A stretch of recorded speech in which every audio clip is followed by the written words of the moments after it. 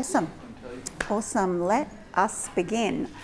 So, welcome to the first tips. My name is Micelle Taylor and I'm a psychologist. I'm a local girl from Darwin. I'm originally from Melbourne. So I do corporate training, and I also have I suppose a small practice at Northside. They do integrative health there. Excuse me, I just had a little bit of quiche out there and it's stuck a little bit in my throat. So today we're talking about two pretty awesome things actually. On one hand we've got intimacy and pleasure, and I'll talk about them interchangeably with a little, sometimes I might even say sexy time. And on the other hand, we've got this thing called mindfulness and pleasure, being present. Sorry, mindfulness and presence, which I'm also going to use them interchangeably, mindfulness and being present. And I suppose, like all things, especially I'm a psychologist, I love to introduce new theories, and I'm going to talk about the brain.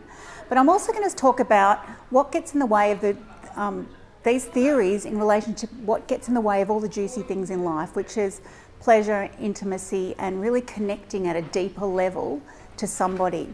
Yep, come on and sit down, we've just started. So I'm going to be talking a little bit in this session, but it's also about experiencing.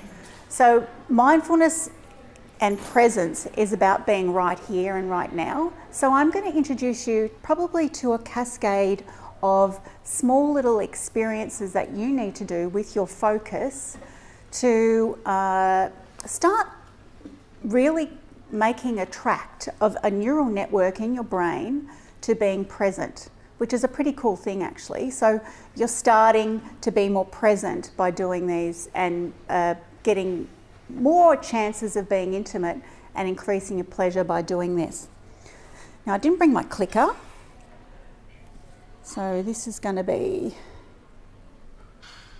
Okay, so before we begin, I'd like to start with a story. Who was at Somersault recently? Somersault? No? Okay, awesome concert. I was in the mosh pit, up the front. It was the last band of the night. I was watching Cat Empire. Felix, very saucy. It was really great. And if who's been in the mosh pit before? Anyone? Yep, moshes, yep, great. So you know what it's like. You're experiencing something. You're feeling at one with the crowd. You're feeling the music. You're just totally connected. You're in the vibe. And this is what I was like at Somersault, experiencing it. Except what happened? A 6'2" tall dude came and stepped in front of me. So I went from feeling so much, aliveness and pleasure and connection and joy to like, holy F, who do you think you are? I can't see half the stage. I can't believe you're doing this to me. Feeling really righteous, annoyed. All of a sudden, from feeling very alive, I started feeling very disconnected. I was angry. The joy was gone. The music didn't even sound very good at that stage. I started to get a little bit hypercritical, like, oh, the sound's not that good anyway. And I was really caught because I didn't know what to do. It was a choice point for me at that time. Do I stay annoyed? Do I stay feeling righteous? Because I was right, you shouldn't have stood in front of me. Or do I reconnect with the joy of the moment, start listening to the band again, and start enjoying myself again? Now, it took a few moments to do this, so I did have to make a choice because I really did want to do something to him. So I reconnected to the half of the stage that I could see. I started to really start to listen to the music again, feel the music in my body, and just really get connected again. My mind would drag me off to this dude standing in front of me again. And then I'd go, no, no, no, Micelle, this isn't what you're doing. Enjoy yourself. Reconnect, reconnect. Start getting in tune again. And lo and behold, a few minutes later, tall dude moved off. And relief. However, I think you know what I'm alluding to here.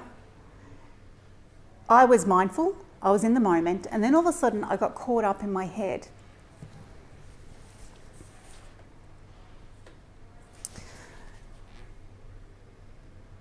Okay, so when I was in the moment, I was connected to some positive feelings, and in psychology we call it a broad perspective.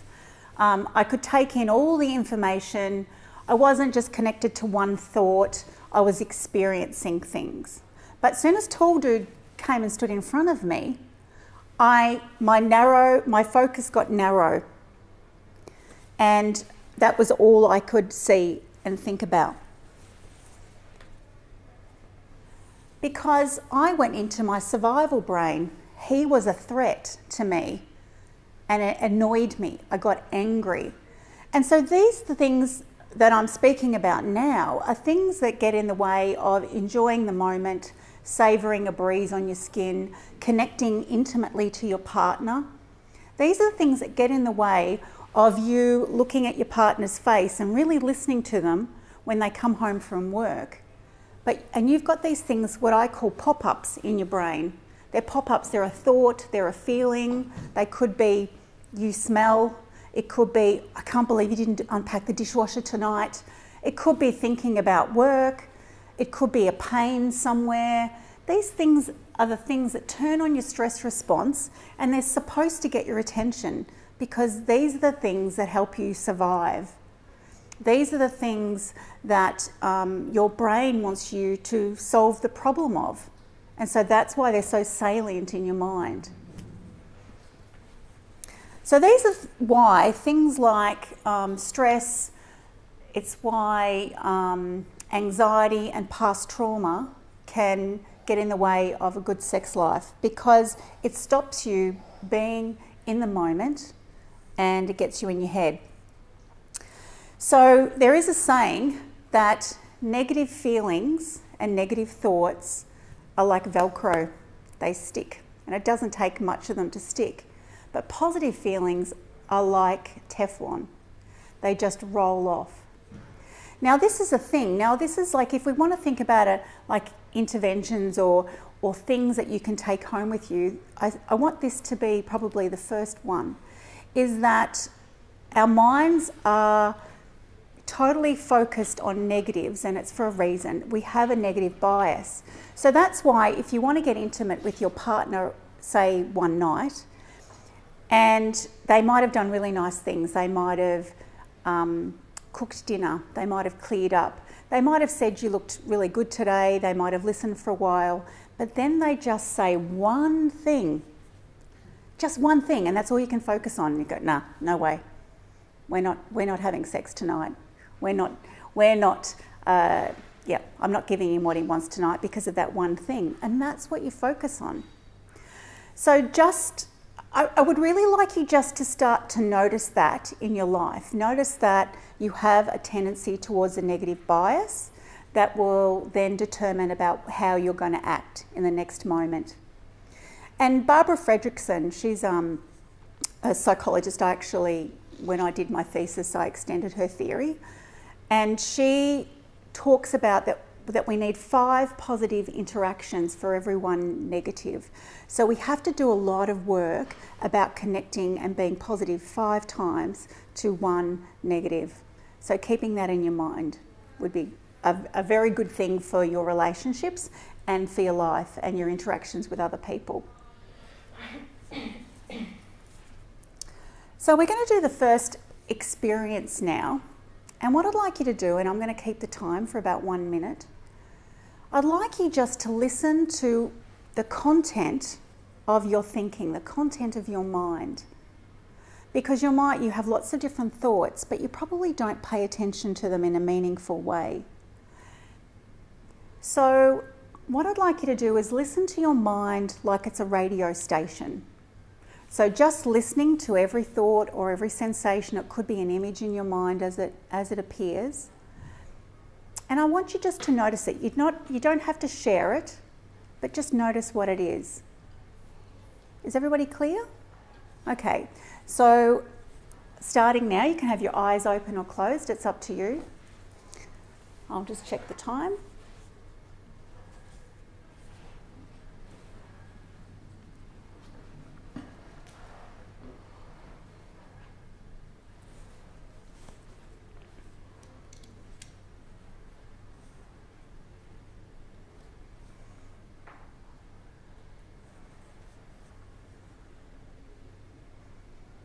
If your mind gets distracted, just notice again.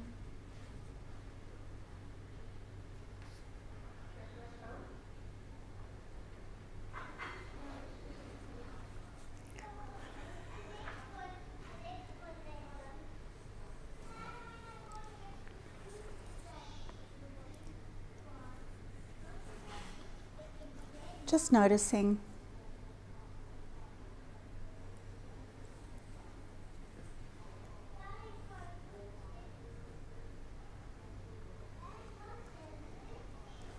Okay, so bring your attention back here now, shifting from that inner mind of yours. So what did you notice about maybe the pace of the thoughts that were coming up? What was the pace like? Quick? Yeah, quick, lots of different thoughts. Quick, lots of different ones. Yeah. Were some pretty random? Oh, yeah. Yeah, random. Go, hang on, why am I thinking about that? Yeah? Did some of you notice that there were thoughts about sensations in your body, or like my feet are cold, or what did I hear? Yeah? So there were sensations in your body. And was any of them judgments?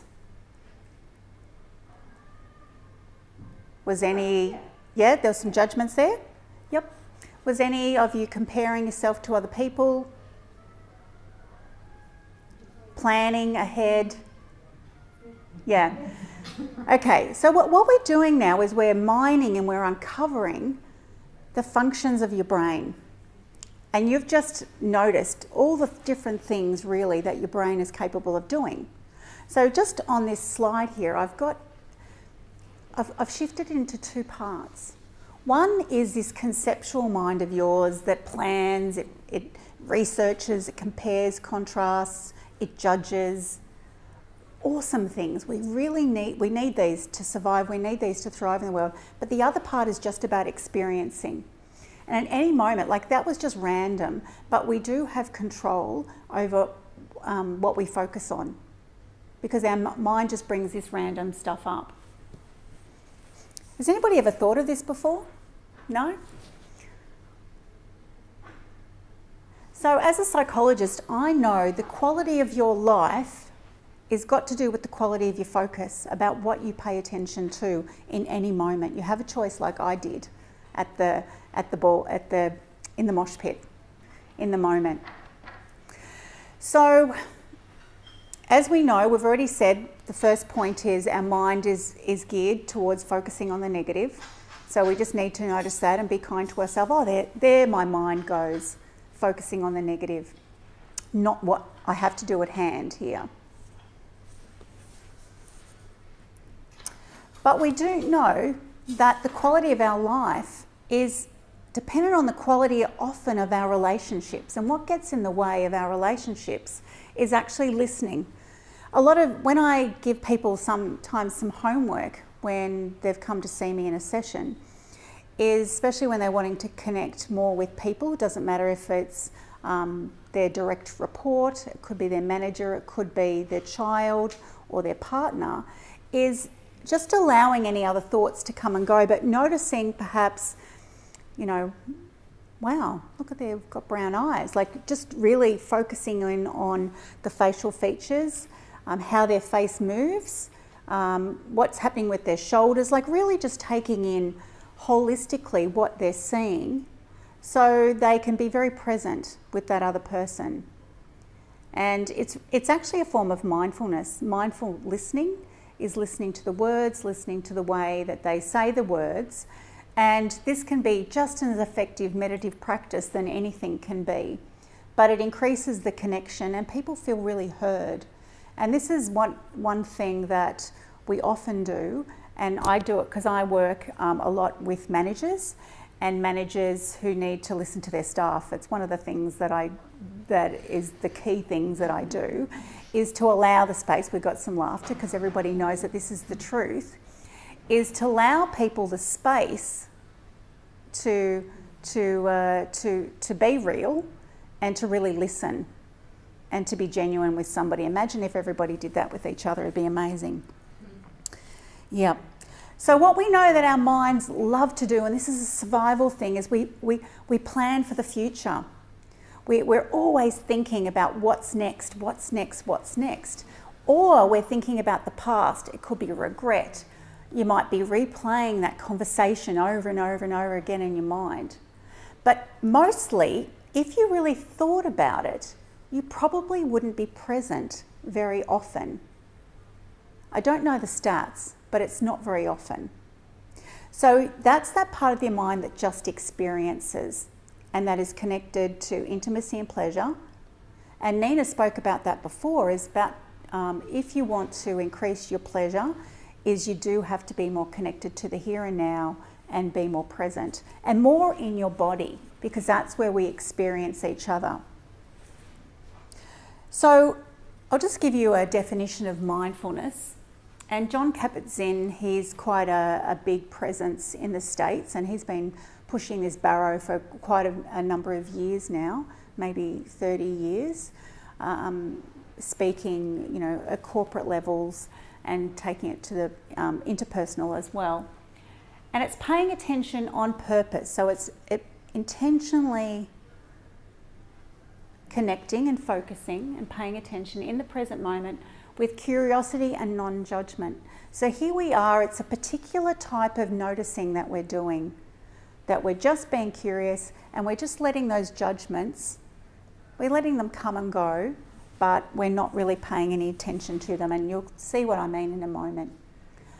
So now we're going to start experiencing a little bit more mindfulness. You've hopefully been mindfully listening to me. I know thoughts would have been coming and going in your mind. So when we're talking about being present, and on this slide, if you wanted to take a photo, that's fine at any stage, feel free to do that. But we've got listed formal and informal ways of developing mindfulness, because mindfulness is a muscle. It's a focusing, it's a shifting away from something that, that you were focusing on. For me, it was that man in the mosh pit and my annoyance with that. I deliberately shifted to more of an experiential part of my mind to be present, and you can do that too in any moment when you're being intimate or connecting or mindfully listening to somebody. So just for a few minutes, I invite you to close your eyes, and we're going to get mindful, we're going to get present, and we're going to connect to our 5 senses. So I'll be directing you to the smell, to maybe what you can touch, what you can hear, and what you can see. And I think I've missed out on one sense. Taste. Yeah, taste. We might leave the taste alone. Probably a bit of coffee, a bit of cake. And so what your mind, I'm just going to set you up, because what your mind is going to do, it's going to race, right? It's going to want to take you away from what I'm getting you to direct your attention to. And I want you to think, and I've got my arms like this, because I want you to think your mind is like a basket full of puppies. Okay? So they're cheeky puppies, and we know the nature of puppies is they want to, this is a basket that they're sitting in. I haven't explained that yet. So what they want to do is they want to run out the basket, but we want them to come back. We know that this is the nature of puppies, is they're going to want to scamper around. And we go, no, come back here, little fella. And we're patient and kind with them, because we know that this is just what puppies want to do. They want to run around. They don't want to stay in the basket. And so you'll notice that your mind, just like a puppy who'll run around the room for a little while before you notice it, you go, oh crap, I haven't been paying attention. You know, I've just run off with my mind for a while, but then you just notice, because that is the key, is noticing it and then gently bringing it back. Okay, are we ready? So closing your eyes, promise not to touch anybody you don't know. And what I'd like you to do now is notice how you're sitting in the chair, the position of your body. Noticing the weight of your body on the chair.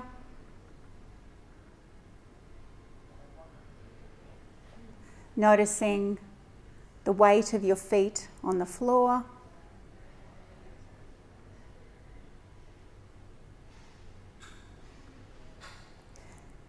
Notice about where the position of your arms are.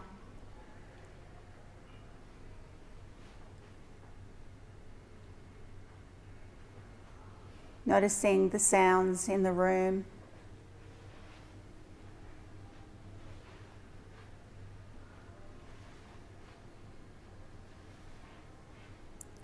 Noticing the sounds outside the room.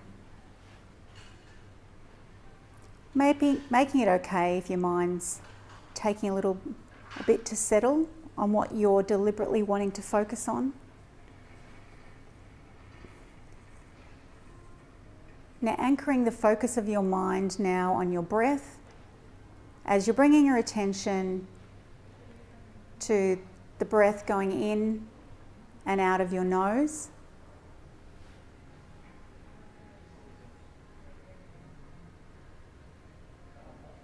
Noticing the subtle temperature difference between the air going in and the air going out.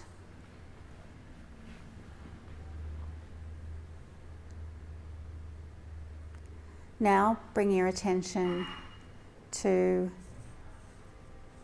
the air going right into your lungs and then out again.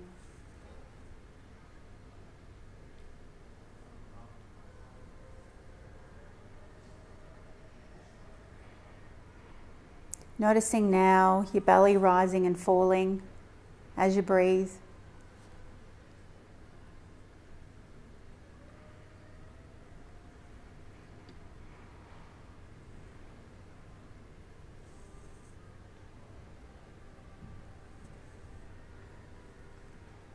Noticing now on your closed eyelids any patterns that you might see.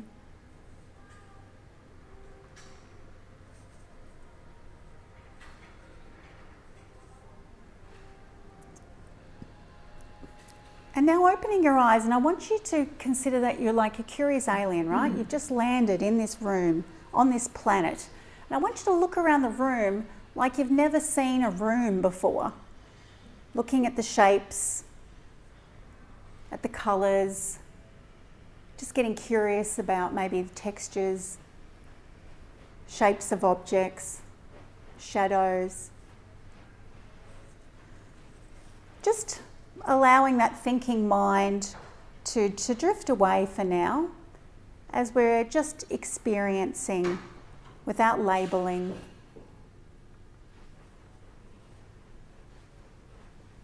And bring your attention back to me, standing in the front of the room now. Now, if we bring our mind back to that image that I had with that guy with that daggy camp torch on his head, you know that one, the focus picture that I had? This is what your mind does. It's like that. It's whatever you focus on expands, it gets bigger, yeah?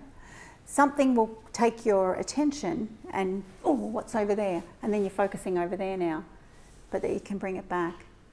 So what did you notice in that exercise that you just did, that focusing exercise? Did it take a little bit of time for your mind to settle? Yeah, it does. It takes a little bit of time. And this is a little bit like what you experience with pleasure. Like, I think, don't throw the baby out with the bathwater. I think that's the saying, as the saying goes. If at the beginning you're not feeling it, you're not focusing, just know that over time that you will be able to get to focus, but you have to be persistent about, okay, my mind's running off, just like the puppy. Oh, bring it back. Mind's running off. Oh, puppy, bring it back. So just getting kind with yourself around that. So the next thing we're going to do around focusing and connecting to sensations in your body is I want you to use touch now. So either, I thought maybe we could touch the sides of the chair or even the fabric of the chair. And I'd just like you to connect with that sensation now. So just feeling, because this is what mindful pleasure does. It's not about pleasure, this is just about connecting to a sensation in your body.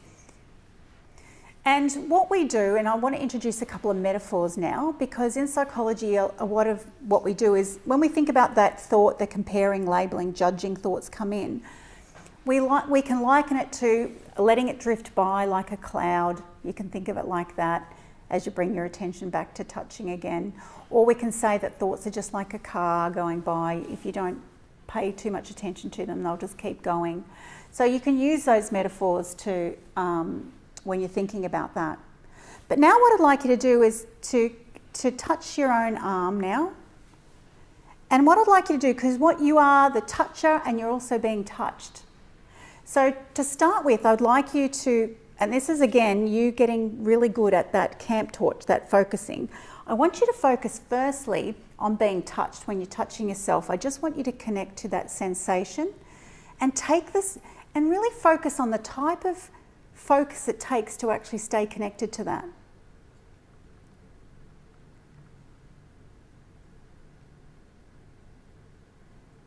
And now I'd like you to shift your attention to the person who is doing the touching. So now shifting your attention to the hand, that sensations in your hand.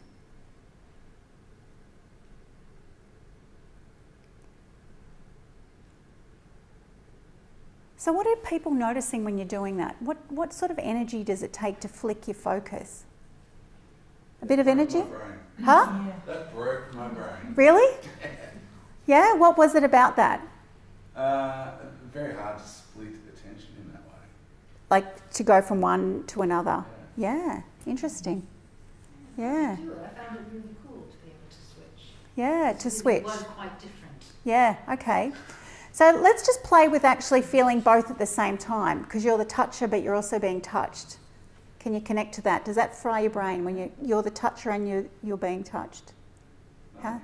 That feels better, okay. Because that's the whole experience, isn't it? And that's what we want you to be in the whole experience of being the toucher and the touchee. Yeah. But I also want you to get the whole idea of switching your focus, because when we're experiencing something, we could break a pleasuring moment down to its component parts, or we can just experience it as a whole. Yeah? And you have the ability to do that. Nina made a great point. Sex is in your brain. Sex is totally in your brain. All the things that she said to increase desire are great things to help your body and help your physiology, get you into the space where you can actually enjoy it. So the things like exercise. And when we think about exercise, isn't that really about being in your body, being really present, and all the chemicals that you need to enjoy? So I said that focus is like a muscle, and so I've got this strong arm now, because success in mindfulness and being totally present in the moment, it's not how many times that your mind runs off thinking, oh my God, I'm a failure because my mind ran off 100 times. I started thinking about the washing. Oh no, focus, focus, focus, focus again. Focus on that. It's about bringing it back. Oh yes, there I am. There's the puppy that's gone off for a long time. Oh, that's right. This is what I'm doing now. Just bring your attention back. Oh, this is what I'm doing now. Bringing your attention back deliberately. This is the muscle. This is the arm. This is what you can build intentionally by doing mindfulness.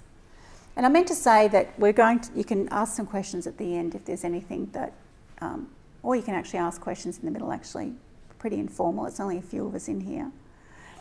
So now we've moved on from being mindful to mindful touching, and now we want to shift into our whole body experiencing. So, and pleasuring is a little bit movement. It's, you know, we're not dead sticks. We're moving, and I want you to connect now to the whole idea of being present in movement. So what I'd love you to do is just to stand up. And what I'd like you to do is just stand up and feel now, get really embodied with feeling, how does it feel in your hips to be standing? Just noticing your hips, knees, just noticing your posture. And now I'd like you just to start to shift your weight. Do whatever you want to do. Move your knees, shift your weight, and just notice what it feels like to shift your weight. What happens to your body? Like mine's just sort of curving a little bit. Like what happens?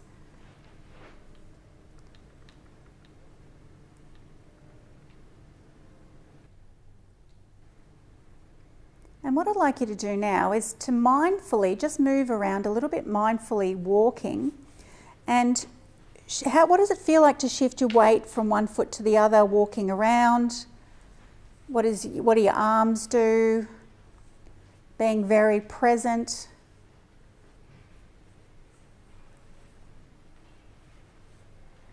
And this is the whole body experience. Being mindful turns off the stress response in your brain, which is going to be more likely to you to enjoy everything in your life.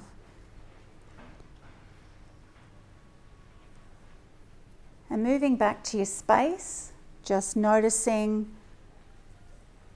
not judging any cricks or any pains or any thoughts. So now we're introducing another element. Keep standing because we're going to be doing some more, and this is going to be the fun bit. I'm introducing the idea of savouring now. So we've been present, and now we're going to be bringing some sort of feeling into it. And savouring, when you think of, Nina spoke before about it, food.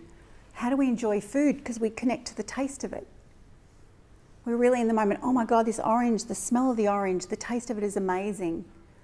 The sun on my skin. What else can you savour that feels really good? Sunset. Yeah, totally in the moment with the sunset. It's amazing. The colours. So now we're thinking about savouring. So you can increase savouring by talking to people about what you're going to be doing, sharing with your partner before, oh, remember that time out in the wild, remember when we're, that time on the couch. Start to remember with positive feelings will turn that part of your brain on and help you relax, be more present, but start to anticipate an enjoyment of what's going to be happening in your body. And you can actually do this, and I'd really love you to start to think about, like, if when you go and enjoy food outside at lunch, is to be in the experience and taste the flavours. Because you know what happens? Sex, relationships, we're eating. Who has eaten a whole meal and go, holy crap, I don't even remember doing that? Yeah? Because you're not being present and you're not savouring. So I would encourage you to do that. If you can do it in other parts of your life, it'll help your sex life. That's just how our brains work. So now we're going to be savouring walking. Now I wonder what savouring walking would be like, or bringing a feeling into walking. So what we're going to do, we're going to walk again. And we're going to be bringing, how am I going for time? Can somebody tell me the time, please? 10 to 11. Okay, we're on track. I love being on track. So we're going to be walking now. We've got our little strut going there. You don't have to do your sexy strut. But what I'd really like you to do is to start to, when you're walking, you're being present. So I want you to get present first. We're going to walk for a little bit longer. And if your self-judgment gets into your mind, pops in that other half of your brain, just expect it. Expect it to come along. Yep, I knew you were going to come along because I'm doing something different. And I'd like you just to connect again to your brain. Oh, yep, there's self-judgment. Who's looking at me now? To go, connect again to your body. And then I'd like you to bring a feeling. What does it feel like? Oh, it's sort of nice to do this with my hips. It's sort of nice to do this with my arms. It's sort of nice to flop. Oh, I really like flopping. So bring a feeling component into moving. If you don't get it and you're thinking, Michelle's a crazy lady, that's okay. Just notice that thought as well. And let's just do it and experience and give something a go, okay? So if you want to get a sexy walk on, that's fine. But this is really just about you feeling. So, oh yes, we've got a bit of music going. So start to being, that's very loud. So just getting present, walking.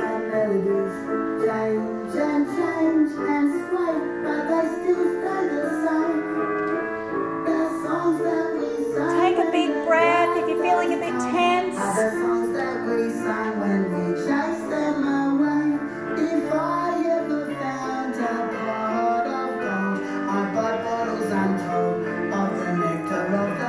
Be playful.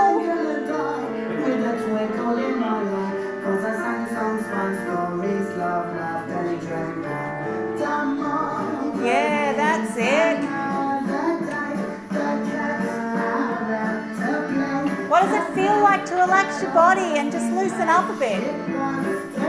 What does that feel like? Unclench your bum cheeks. Nice. Okay, back to your room. Into your room, sorry. Gosh. Back to your spot. I love that song. Except it won't let me move now. So what was that experience like? I know there was lots of thoughts coming in, wasn't there? No? Yeah. Yeah. That's what our mind does when we're doing something new. This is what our mind's supposed to do. Like, you think that there's something wrong, I'm uncomfortable. No. When you're doing something new, stress comes in. When you're doing something in front of other people, your stress response comes in, and that is so normal. It's normal for these things to get into your mind. And I call them a pop-up because they're a little bit like that, because they wreck your experience in some ways. Because, it's like you're on the internet and then you have a pop-up come on and you don't know how to turn the damn, where's that cross to get rid of it so I can get back to looking on the internet. So I've got 5 things to do to a pop-up, to this thought of discomfort. So what did you notice happened that with that discomfort? Did you just keep going, or? Yeah, but... Look down. Look down. Yeah. You keep going, but you're not really enjoying it. You're just doing it. Just doing it. Yep, sounds a little bit like sex sometimes too, isn't it, really? Yeah. But this is what I would advocate to do, and this is what I do in session with my clients, is you have to get to know your pop-ups. You have to get to know those stories that get in the way of you enjoying yourself and being 100% there with your partner. So get to know what they are, what they say. Are they images? And I haven't spoken about this, but some people who've had traumatic sexual experiences in the past, even though they've been a very long time ago, sometimes arousal or being in an intimate relationship or an intimate moment, it interferes with everything. The stress response turns on, and then they don't have any desire anymore, and they don't want to do it, and they want to run away. This is normal. We've got, if anyone has experienced this before and they want to go and talk to, we've got 2 counsellors here today that, well, I've actually got 3. But you can go up and see Nina if you've been triggered by anything today. But often they're just a little voice in your head, often about the other person. It could be something about work, or it could be something about, like, I don't want to do this. It's not the right time, I should be sleeping, sleep's more important, those sorts of things. So get to know what they are and to plan for them. And I also say expect them, because you're human. Let's embrace our humanness. We're going to have this from time to time. And name it and go, oh yeah, there's that negative bias that Micelle was talking about. There's that happening again, or there's my story about I need more sleep happening again. Thanks, mind, just like this 6'2" chap from before, is thanks, mind, but I don't need to think that right now, because this is what I've chosen to do. And then deliberately with your focus, because you know that you have that capacity to shift your attention to really what's important to you right now. Because everybody thinks that, oh, look, I woke up in a bad mood today, and this is why I'm feeling like this. But really, in every moment, you have a choice to stay in that mood and focus on the negative feelings in your body, or to shift it to something else. This is a decision that you have. Everybody thinks they're a victim to every pop-up and every thought that you have, but you're not. You're not a victim at all. So I talk about there's a choice point. Is it right now, because I think we don't want to discount every thought that comes into our head and be totally present and mindful all the time. We have to make a decision. In this point in time, is that thought that's come into my head, is that going to be helping me or in this moment? Or do I just let it go by like a cloud and just bring my attention back? So there is a choice point about that. So you need to be responsible for your own thinking and your own focusing on what you want to focus on. And I advocate at other times build up that muscle of mindfulness. Being mindful, being present, connect to your breath perhaps. The breath is a really great anchor. Connect to the sensations in your body, how the air feel on your skin, what is the, when the fan's on, how does that feel? That can get you to be in your body a little bit more, so you'll be more present to do the things that you want to do with your partner, which is being in your body, totally embodied. So the last thing is do regular stress management and sort stuff out. If you're finding that stress, a lot of the times when I see, I suppose it's often both sexes. Stress, they just don't want it. They're just not interested in being intimate, and it's really hard because stress is such a big factor. And so that's when stress management is really important, and problem solving. And do lots of exercise, because when you exercise, you're in your body, because everything we talk about is really about being embodied with pleasure. So I just want to finish off with a story. I was talking about what I was going to be doing today at a function last night in town. And this woman was saying, because I was talking about pleasure and intimacy, and we were just talking about the two, how I suppose in this, I mean, because we only have a short amount of time, I just wanted to focus more about being mindfulness, but that sometimes, sex brings you together and we call that intimacy. Like in session, we say, oh, have you been intimate lately? But really, intimacy is something a lot deeper. And she was saying that a friend of hers, partner, has just gotten cancer and he can't have sex anymore. And in a lot of cases, that can really diminish someone's relationship. And I presumed this was the case, but it actually wasn't. He hasn't had sex for 18 months with his partner. He hasn't had an erection. However, they're a lot closer because they're more intimate. They're doing things together, they're holding hands, they're talking at a deeper level, they're really looking at each other, they're connected to what's important in life. And it was really telling for me, and I think that's the way I wanted to end this. I think pleasure is really great, and connecting deeply, having great sex is awesome, but connecting deeper with other humans is probably a better goal. Connecting deeper with friends, with your colleagues, with your children, and with each other, because I think that's what's more important. But it's up to you. So is there any questions about what we've talked about today, or any comments? Aim to have it both ways. Totally have it both ways, exactly right. Yeah. I always find the idea of stress management, it's an interesting concept. It's as though it's another thing, yet another thing to do. Yes. But, not only are you stressed, but now you have to manage the bloody stress. Yeah.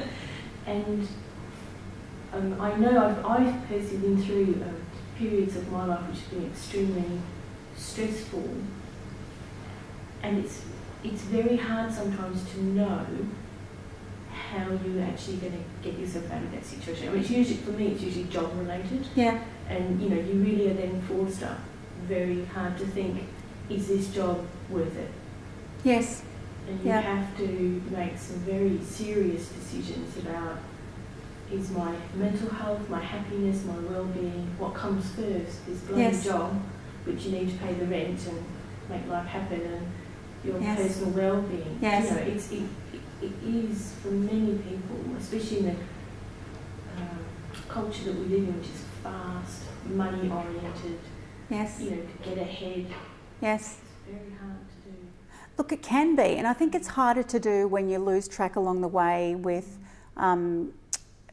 well, sometimes when you've got like a boss or there's something outside of you, but really staying connected to your values in every moment, or every day, really, every week, taking stock, is what I'm doing working for me. So you can be a little bit more agile.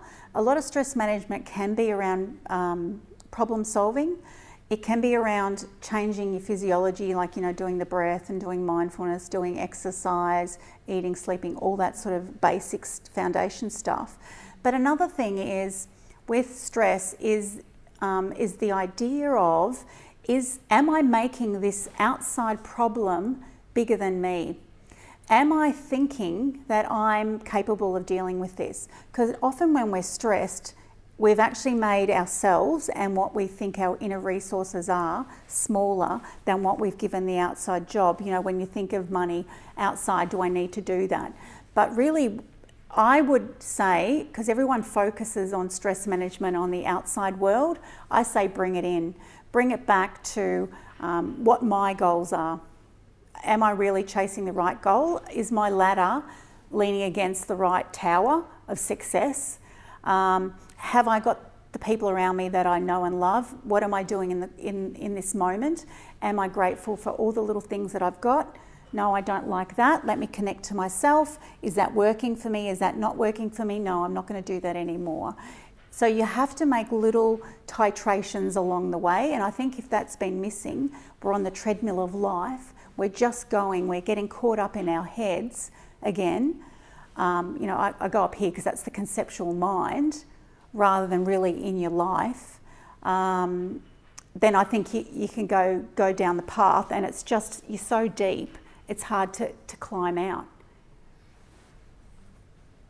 Yeah, but that's human, isn't it? And we're chasing all these things that we think that we need to have, but really bringing it back to the basics, I think, is really important. And that's why I love to have quality conversations with people. This is why I love to be a psychologist, because I think I love talking about what's real and what's important, and bringing it right back. Because people come and see me and their minds are just full of shit. There's this problem and there's that problem and there's that problem, but you just bring it down, you get really clear. And I also like to swear a little bit, but I just think it's just about being real, it's about being genuine and bringing it back to what's important. Yeah. That's all right. I often think about that same thing, but it's the external and then there's the internal. So there's the external, and all that distraction and everything else where we are responsive to others. Yes. Which is most of it. Yeah. But then there's the internal, which is quieter. Like, your soul voice. Yeah. Your internal. Yep. So external, internal, and how can you bring the internal? And listen to that. Listen to that. Listen to yourself more, because you get all the loud stuff is external. Yeah. Yeah, But they reflect each other. Responsive to people around us, even if they're our loved ones. Yep. But the internal and the external, they reflect each other. Yeah. So if you want to be deliberate tonight about what you want to do, you have to, if you want to get connected to your partner, you have to be deliberate, and you have to make space for it. And people say, oh, it's got to be like this, it's got to be like that. No, it doesn't. It can be spontaneous. It can be planned. It can be whatever. There are no rules. Don't. If people tell you there's rules, chuck those rule book out. Yeah. Okay, so we've gone delightfully off track. I'm around for a little bit longer. If anyone wants to come up and yarn, that's fine. I hope it's been useful. Can I just ask, what's been useful about what I've just spoken about? What could you take away from it? Being a bit more grounded. A bit more grounded, yeah. Connected to your body, what's happening there. Yeah. Anything else? I just like you telling us, so me being a male, and just have no connection to, those intimate thoughts. If you just, put them out there, at least gives me an opportunity to think about those things, because, I would generally not, I wouldn't think about how my feet feel on the carpet, or directing my thoughts particularly to one thing. So, Yeah, that's been good. Yeah, nature of your mind. And I speak, because I talk to lots of people, we're all in our head, because a lot of us, we do thinking work and we're not connected to our bodies at all. We're disembodied. Yeah, so bringing your attention down to here, down to here where you want to breathe into to get more feelings down below. It's really important. So you're going to say, what did you get? Thanks for sharing. That was great. Coming from a fella. 2 fellas saying things.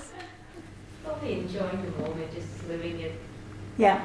At this moment, not thinking too much about the past. Yes. Or dwelling, or even overthinking the future. Yes. We all do. Yeah. Not live for the moment. Yeah. It's a secret to success, really. Anything else? I think the idea of that requiring practice. Yes.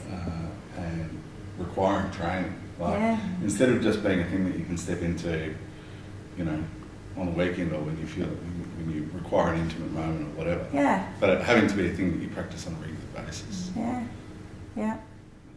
And you're important enough to focus on. Oh, sorry, microphone. You're important enough to focus on and to bring your attention to your body, what your body needs. What does my body need right now? Oh, I need to eat. I need to drink. I need to have sex. I need to talk to somebody. Connecting to what you really need. That's a whole other conversation. So I've just done this. What would you have liked to have learnt about connecting to the moment? Is there anything else that you would have liked that you felt like was sort of missing for you? Touch. It's funny, you know, this is about sex, but the bit about touch was actually quite kind of profound, you know, because it is all up here often, and you lose sight of the fact that it is about touch. So much of it is. Yeah. Great, thank you. All right, maybe we'll finish up. Thank you very much. My pleasure. So if anyone wants to, I work at Northside for a couple of days a week. If you want to connect with me on LinkedIn, feel free to do that.